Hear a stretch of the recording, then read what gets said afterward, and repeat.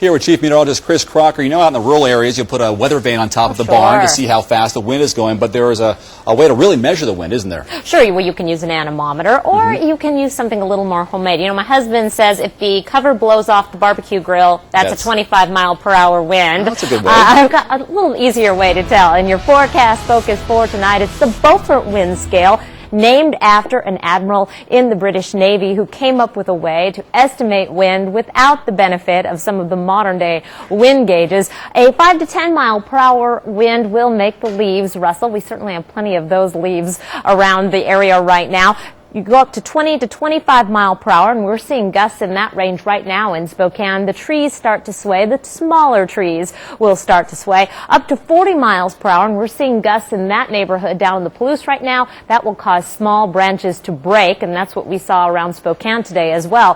50 mile per hour wind, we'll start to see the shingles blowing off of the roofs, and we saw 50 mile per hour wind gusts down on the Idaho and Washington Palouse earlier in the day. Once you're up to 60 miles per hour, that's when we really have cause for concern, where trees start to topple, especially of concern those ponderosa pines that start to sway around the region. We start having problems with that. We were not in this ballpark today, thankfully. Here's a look at some of the peak wind gusts around the region. Pullman, it was especially windy at 47 mile per hour winds. Both Spokane and Ephrata were up around 40 miles per hour. Coeur d'Alene, a 35 mile per hour gusts, and 33 mile per hour wind gusts in the Lewiston area. We're still seeing breezy conditions around the region. Our wind advisory has been canceled for Spokane and Coeur d'Alene, although we're still seeing 25 mile per hour wind gusts.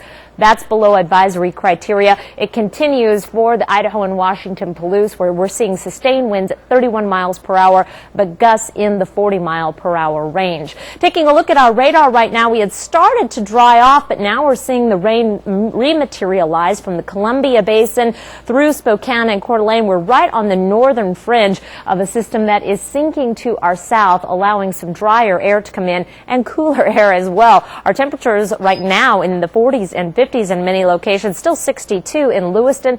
Our high today 57 in Spokane, 42 is our average high. Will be cooler tomorrow. As I mentioned, the jet stream, subtropical moisture still pouring into the northwest. Flood warnings all over the western side of the state. Well, that is sagging to the south, allowing that cooler, drier air to come in behind it. Expect more sunshine for tomorrow. Only a slight chance of showers, mainly over the higher terrain, and a drop in our temperatures. Quick look at our national satellite and radar. There's more heavy weather in the form of rain as we head into the upper Midwest along a slow-moving frontal boundary. Doesn't look much like November on this map, with very little sign of snow, maybe a mix as we head into North Dakota. No snow in our 7-day forecast. A breezy, not windy Thursday. High pressure begins to build in for drier weather on the way. Just a slight chance of showers tomorrow.